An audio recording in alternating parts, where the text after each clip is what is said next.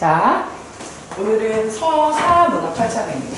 그래서 문학이 기본적으로 시인의 생각이나 감정을 형상하는 예술이라는 거는 머릿속에 탁 집어넣고, 그죠?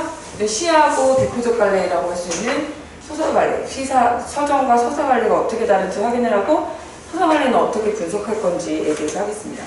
시간이 많지 않기 때문에 기본적으로 가장 대표적인 발레라고 할 수 있는 소설을 기본으로 할 건데, 여러분들이 시를 공부했던 것처럼 어떤 것들이 출제 요소고 내가 그럼 소설에서는 뭘 읽어내야 되는지 구성을 한번 살펴보면은 선생님이 지금 대표적인 출제 유형 5가지, 6가지죠. 6가지를 여기 넣어놨고, 여기는 지난번 시하고 똑같아요. 수업 시간에 할 수는 없지만 여러분이 여기서 봤을 거예요. 이미 그 내용 아니에요? 뭐 서술자가 뭐고 이런 거, 이런 이론들 넣어놨거든요. 그러니까 필요한 친구들은 한번 쭉 보면 좋을 것 같아요.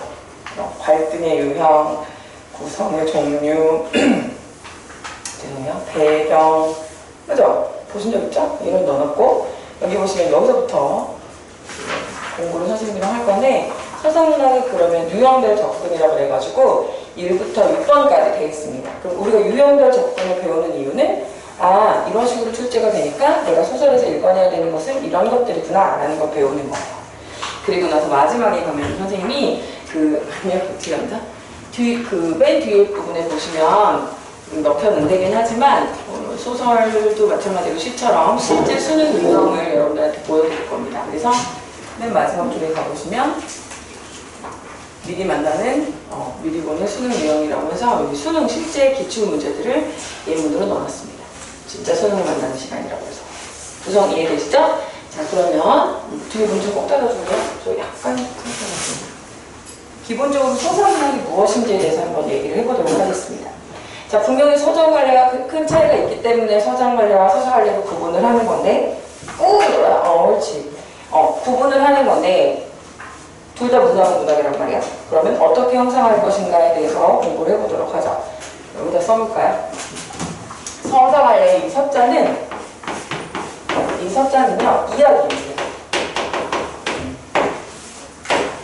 이야기를 통해서 자기가 전달하고 싶은 것을 전달하는 거예요. 서정 관례는 정서라고 얘기했습니다. 그죠?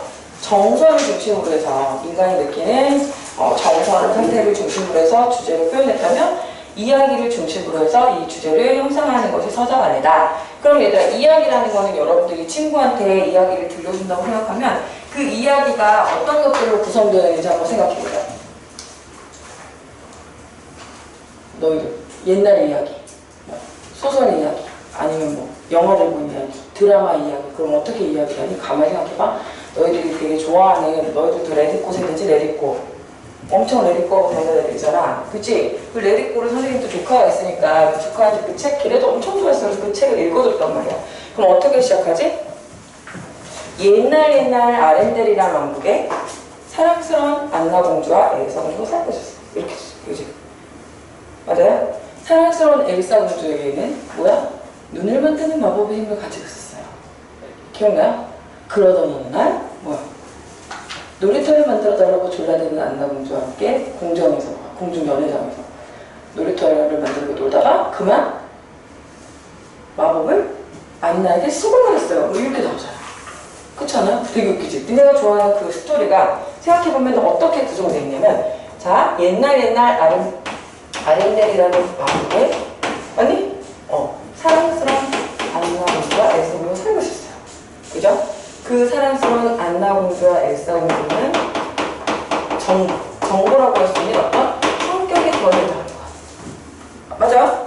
그런 다음에 뭐야? 그러던 어느 날 논문이 있었어요. 맞니? 그 너희들이 알고 있는 소설 구성의 3요소가 바로 인물, 사건, 배경인데, 이걸 그냥 외울 게 아니라 생각해보면 진짜 그렇다는 거죠. 이야기를 구성하고 있는 요소는 이 3가지라는 거예요. 그 외에 있어요? 없어요. 다 이 얘기입니다. 알겠습니까? 그래서 당연히 소설에서는 뭐가 중요하다? 이것들을 파악해 가는 것이 되게 중요하겠다. 그래서 맨 첫 장에 보시면 이걸 정리해놨어요. 자, 소설이라는 거는 이제 이거는 실제로 우리가 사전을 찾아보면 나오는 얘기인데, 중요한 건 별표입니다. 하고 싶은 건 뭐냐?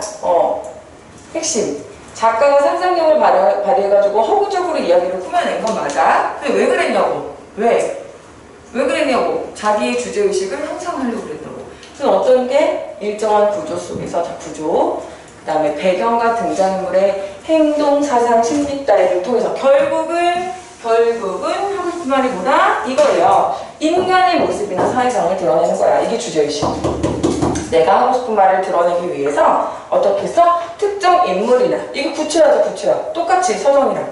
서정도 뭐야? 자기의 주장하고 싶은 말, 자기가 하고 싶은 말, 주제의식을 성장하기 위해서 세트장 만들어 놓고 화자 등장시키고 했던 것처럼 여기도 마찬가지라는 거예요. 그래서 여러분들이 외우셨던 소설의 요소는 당연히 작가가 드러내고자 하는 주제의식과 그리고 그것을 어떻게 담아낼 것인지, 어떻게 짜임새를 두어서 이야기를 형성할 것인지의 구성에 대한 얘기, 그 다음에 마지막으로 작가의 언어, 독특한 방식이라고 되어 있는데 작가의 언어, 작가의 개성이 담겨있는 문체, 어떻게 써내려갈 것인가, 주제의 구성 문체가 그려져 있고, 이거는 옛날에는 선생님 어릴 때는 출제 요소였거든요. 보시면 이건 안 물어봐요, 잘. 근데 알고는 있어야죠. 그 중에서도 구성이라고 하는 것, 즉 이야기를 어떻게 꾸려나갈 거야, 이야기에 담겨있는 요소들이 뭐야? 라고 물어본다면 인물, 사건, 배경, 이게 훨씬 중요하죠. 인물, 사건, 배경. 자, 여러분이 콩쥐팥쥐라는 소설 알 거예요. 그죠?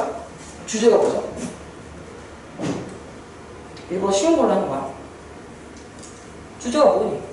그거 어디서? 신데렐라로 할까? 신데렐라 슬프다. 고전소설은 잘 모르고. 신데렐라 얘기는 다 알지. 신데렐라가 하고 싶은 말이 뭐야?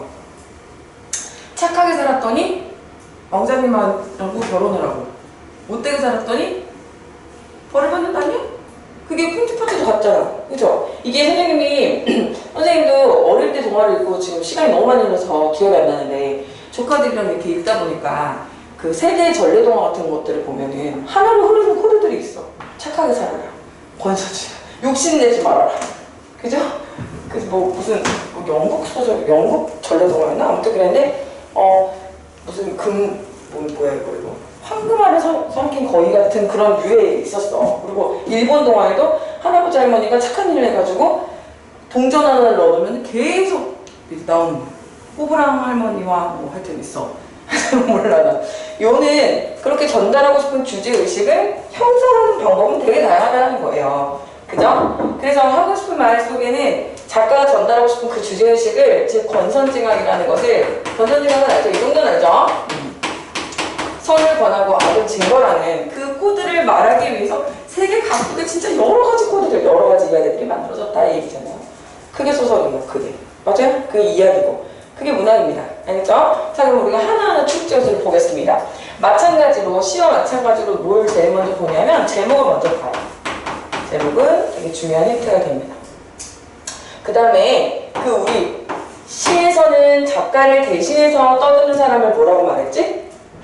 화자라고 말했어요. 소설에서는 작가를 대신해서 이야기를 들려주는 사람이 따로 있어요. 이름이 뭐예요? 어떻게 이런 건가? 중요해? 당연히 중요하지. 주제를 전달하기 위해서 이야기를 만들었는데 그 이야기를 들려주는 사람이니까 당연히 중요하겠죠. 서술자를 찾아야 돼요. 서술자하고 맨날 연결해서 나오는 시험 요소가 뭐냐면 시점이에요. 시점이 뭔지 아니? 시점이 뭐니? 시점이 뭐니? 그러면 1인칭이요, 3인칭이요 이거거든요. 그 시점의 종류고, 시점 자체가 뭐예요? 지원아, 시점이 뭐니? 보는 거? 오 틀리지 않았는데? 자, 서술자에, 자, 잘 들으세요. 왜 여기서 연결해서 나오냐면 서술자가 당연히 어디에서, 위치에요, 어떻게 서술하냐, 어떻게 이야기를 들려주느냐에 관한 것이 시점입니다. 즉 어디에서라는 건 어떻게 나눠요? 작품 아닌가요? 작품 밖인가요? 이렇게 나누는 거야. 등장하는 인물인가요? 아니요, 작품 밖에 있는데요. 3인칭, 1인칭, 3인칭 그렇게 나눠요. 그 다음에 어떻게 기술하는데요? 저는 보는 거밖에 없어요. 그냥 관찰하는 대로 그냥 얘기해요. 눈에 보이는 거. 서술자 입장에서는 제가 보는 거밖에는 저는 아는 게 없어요. 이런 입장과 하나는 뭐 있어요? 다 아는 입장이에요. 그죠? 1인칭이라고 한다면 주인공인 경우 그렇겠죠. 자기 심리는 다 알겠죠? 그 그다음 3인칭이라면 여러분 그 유명한 전지적자까지 정되는 겁니다. 내면까지 다 안다?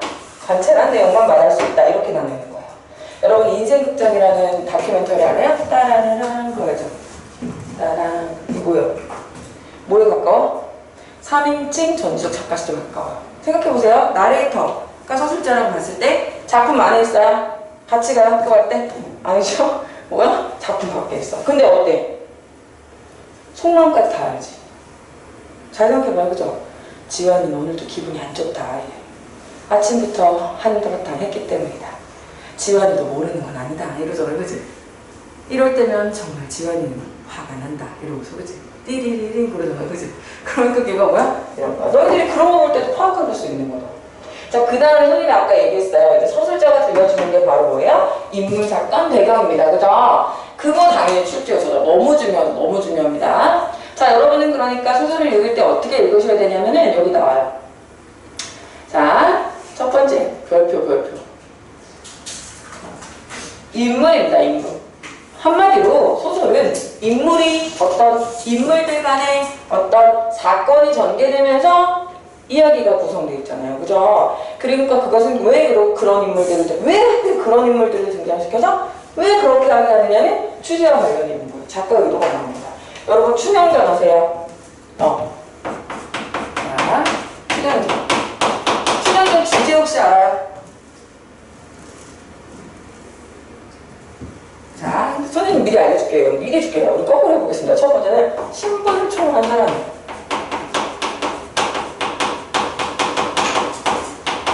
이게 주제거든? 그럼 얘들아, 신분을 초월한 사랑을 주제로 하려면 남녀 주인공이 여기있지? 남남 여녀 이러고 이상하잖아. 그치? 남녀 주인공이 뭐가 있어야 되니? 신분 차이가 있어야 되죠. 그럼 어떻게 했어? 춘향이는 누구 딸이야? 무슨 딸이야? 엄마가 누구야? 엄마가 누구야? 엄마 기생이야. 엄마가 누군데? 월매. 얘들아 봐봐.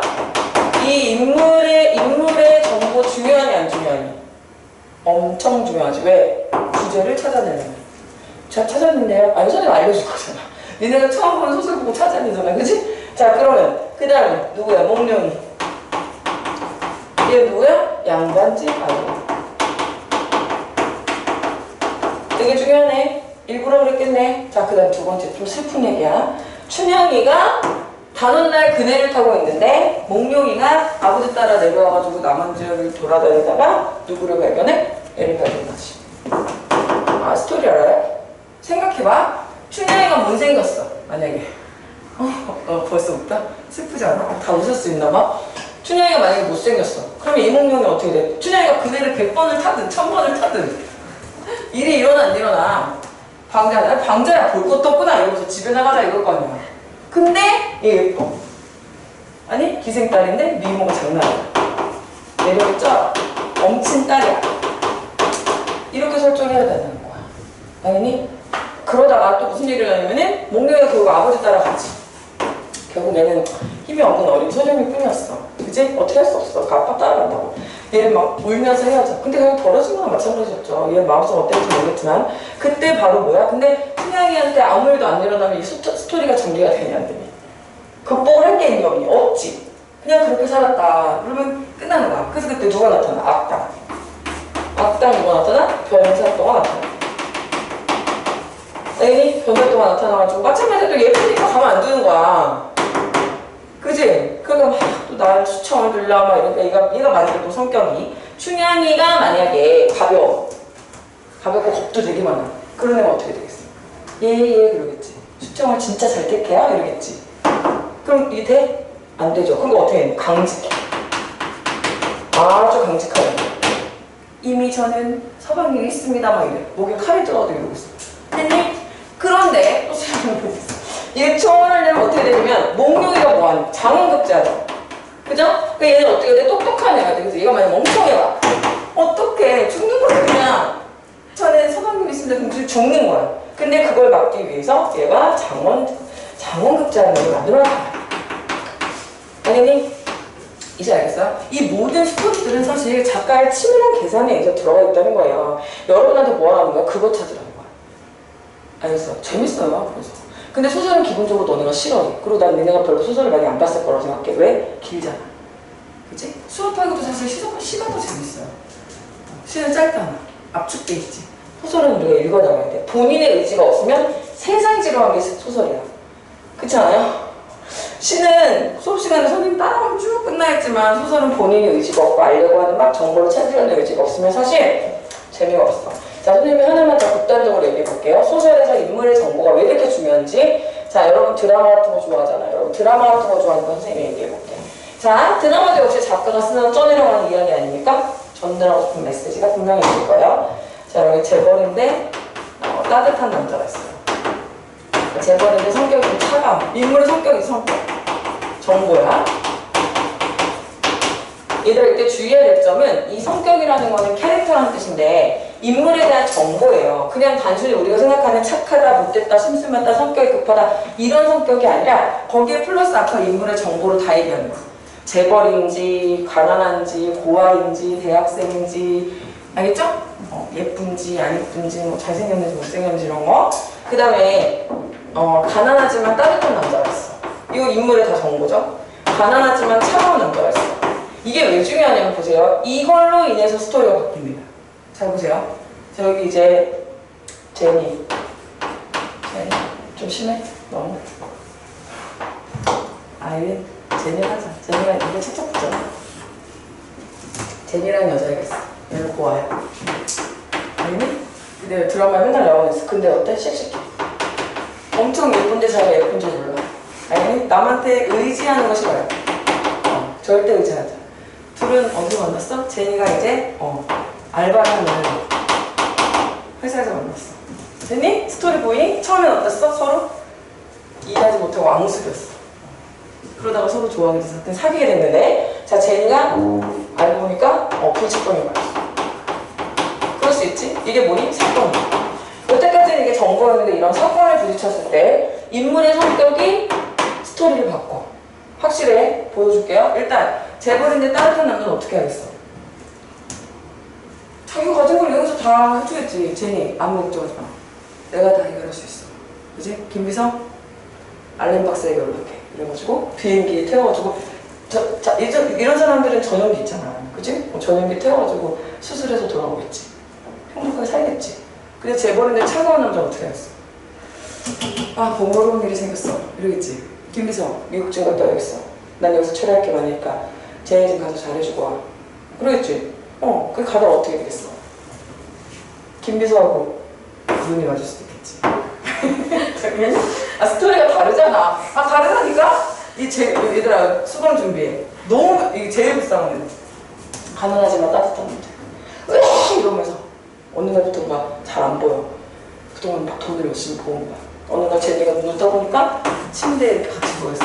병원 치료실에. 어떻게 된 거야? 이식해준 거야. 그래? 내가 뭐라고 막 이러는 거지. 이거 뭐야? 마주치지도 말아야 되는 남자야, 그치? 맞아.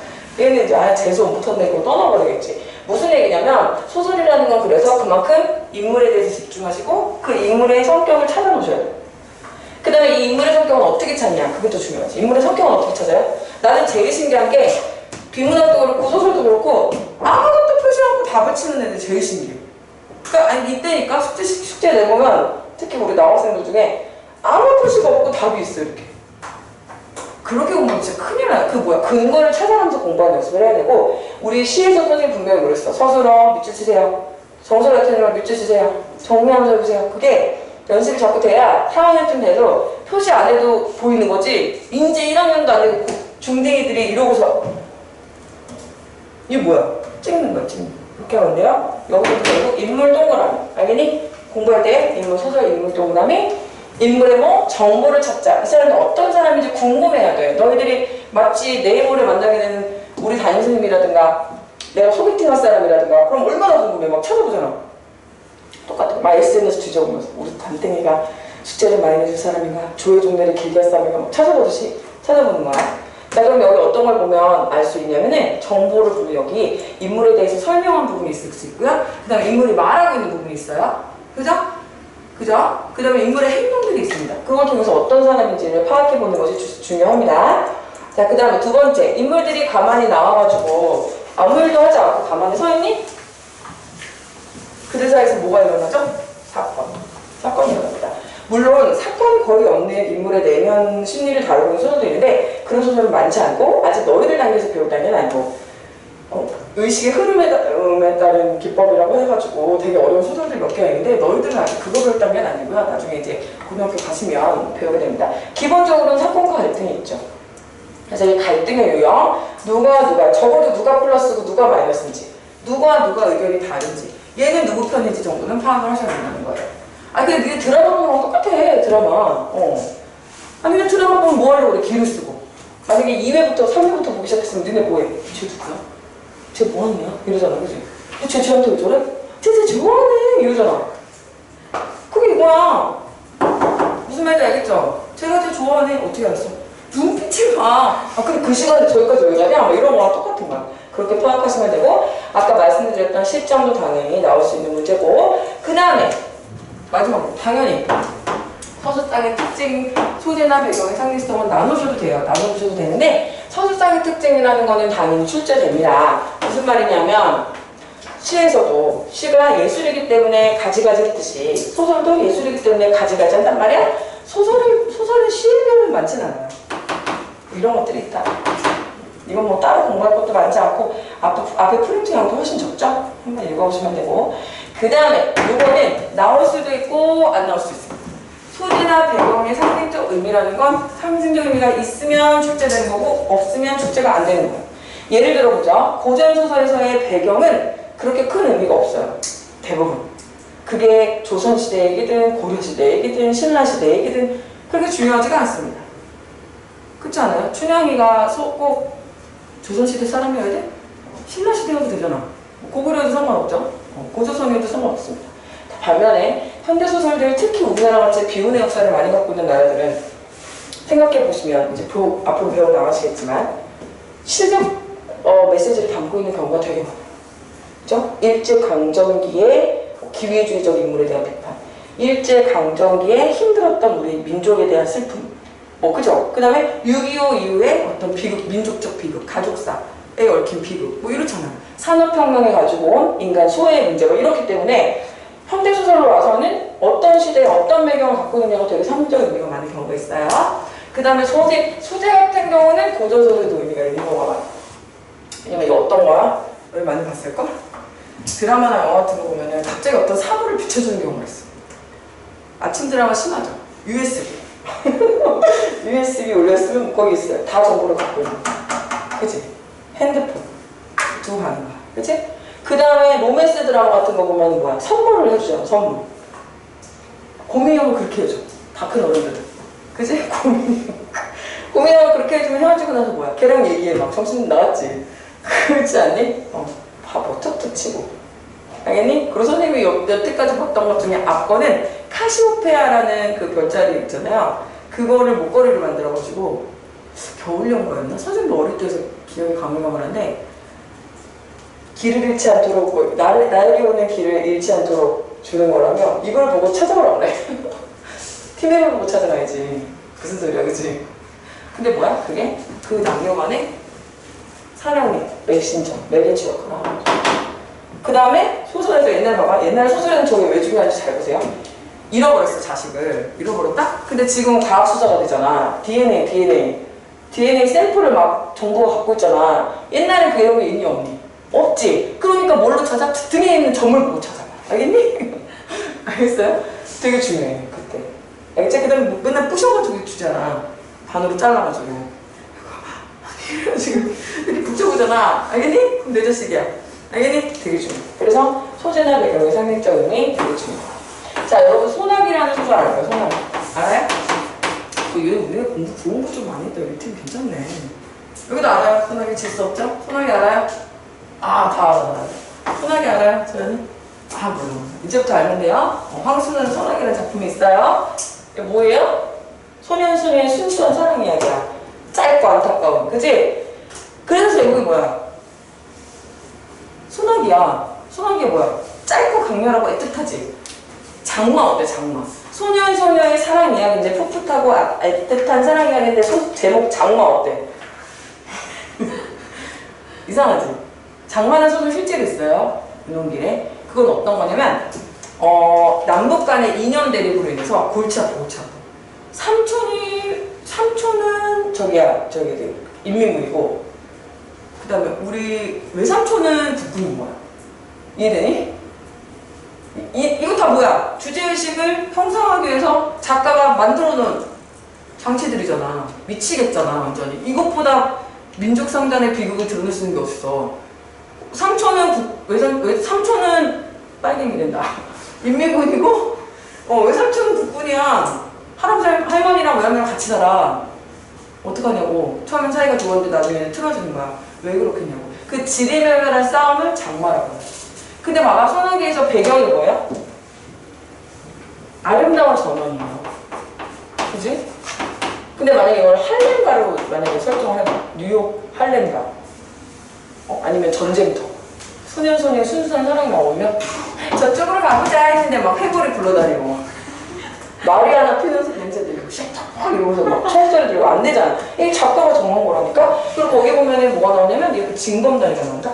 거기서 이렇게 여자애가 못 건너. 업어주다가 썸을 타는 거잖아. 이게 만약에 튼튼한 다리였어.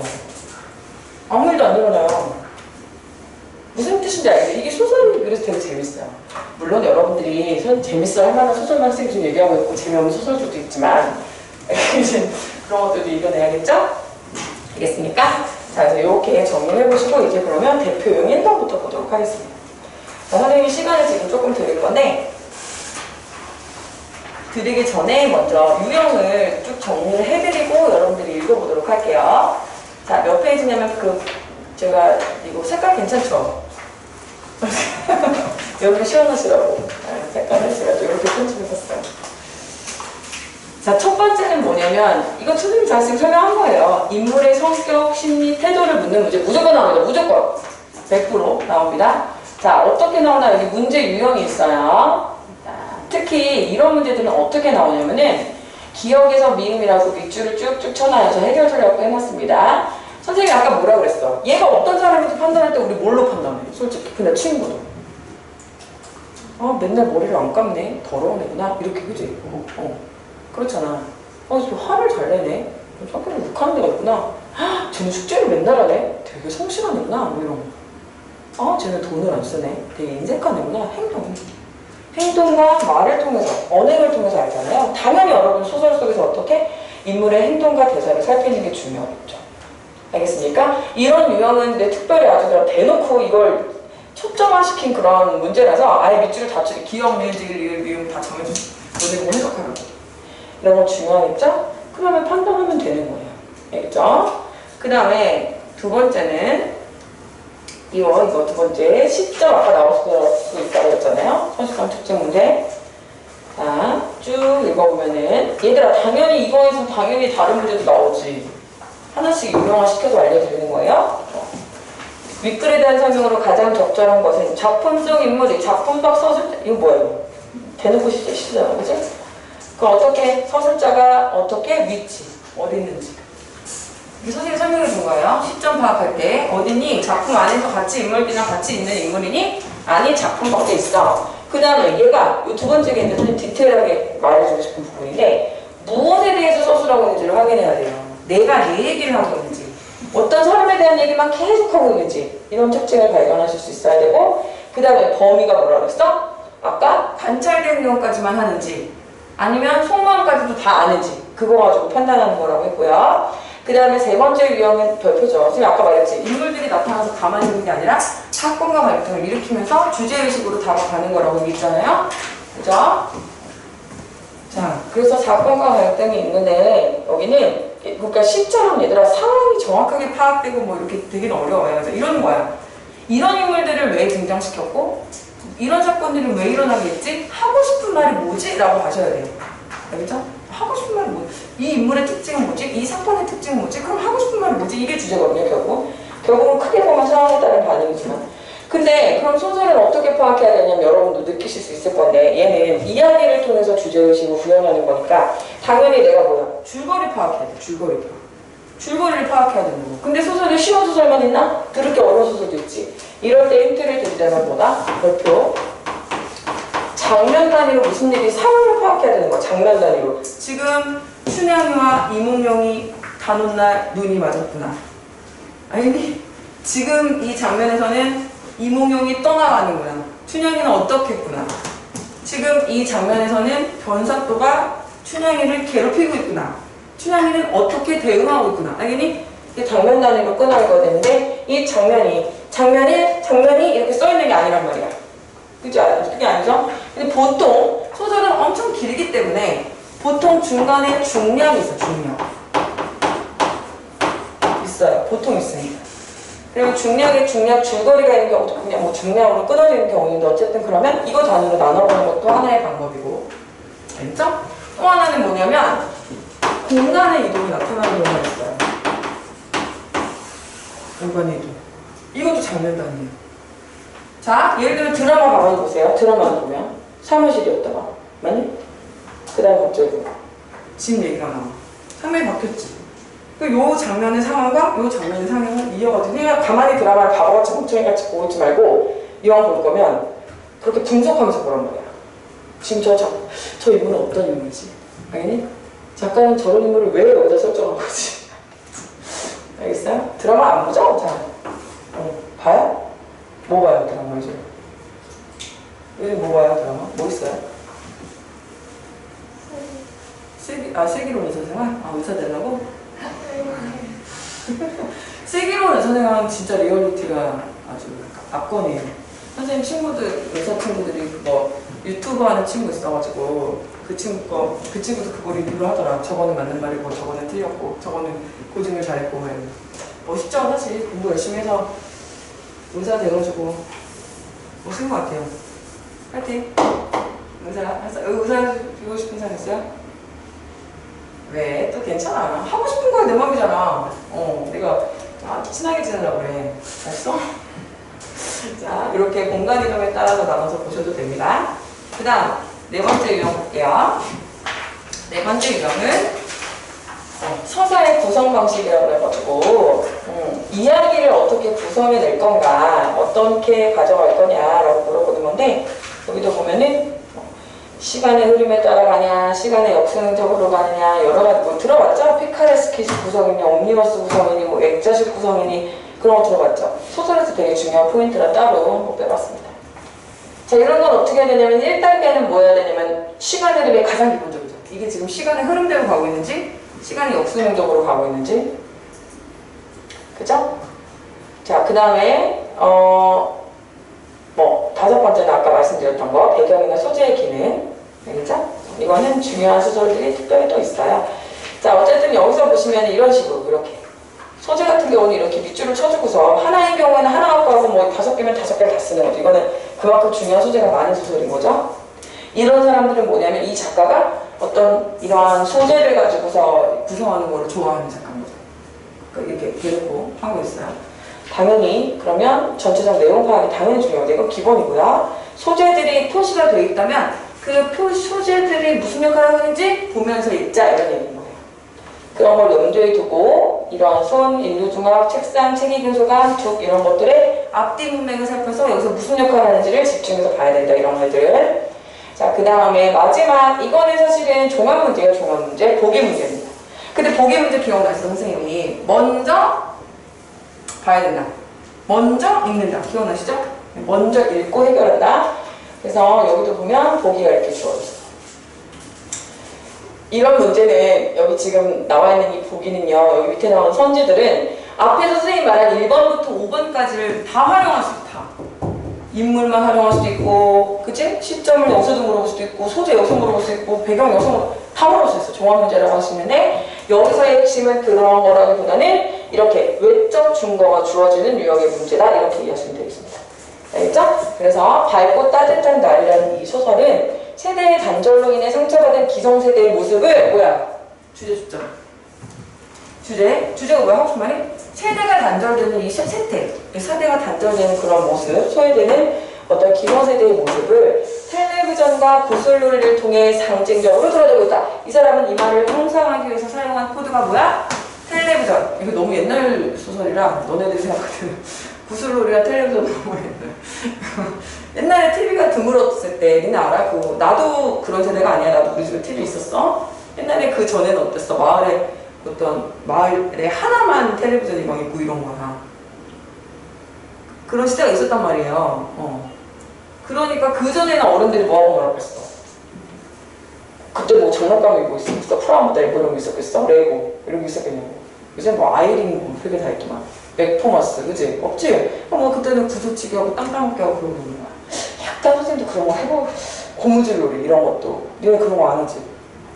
요즘 애들이 참 그래. 선생님 어릴 때는 고무줄 영어. 키가 크니까. 고무줄 뭔지 알아요? 헉, 어떻게 알지? 고무줄, 이거 하나에 고무줄, 이거 하나만 있으면 노는 거야. 몇 시간도 놀아요. 노래에 맞춰가지고. 다양한 퍼포먼스, 건강, 리듬 감각, 되게 좋은데. 그때야 나기배 씨는 주인공이죠. 자신이 살아온 삶에 자부심을 갖고 있었지만 아이들과의 소통이 실패. 이를 통해 기성세대가 겪는 소외의 문제를 제시하는 작품이래요. 그럼 여러분이 이걸 보는 순간 이 소설의 주제를 이미 다 파악한 거잖아요. 그죠? 훨씬 더 이해가 쉬워지죠. 자, 이렇게 선생님 정리해봤고, 우리 친구들 오늘은 3번까지 3개의 소설을 한번 해보겠습니다.